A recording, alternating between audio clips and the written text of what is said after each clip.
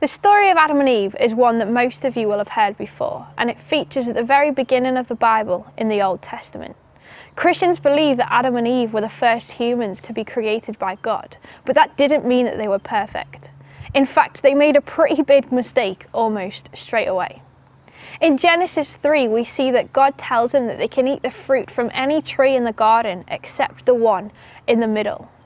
But after an encounter with the snake, they choose to disobey God, give in to temptation, and eat the fruit from the forbidden tree.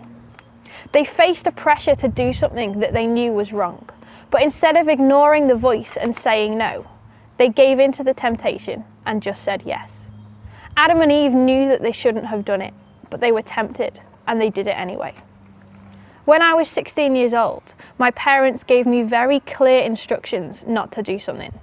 And at the time, I just thought they were trying to ruin my life. So I ignored them and I did it anyway. But after seeing the consequences and the result and the danger that I got myself in, I realised now that all they were trying to do was protect me. All around us, we face this pressure to do different things. And sadly, it's just part of life. But I believe that there's always a choice. We can either give in to that pressure and that temptation, or we can choose to walk away. All of us face this pressure at different points in our life to do something that we know is wrong. But I believe that there is always a way out, even if it seems like a really hard thing to do. Adam and Eve said yes to the pressure and yes to the temptation, and it impacted the rest of humanity.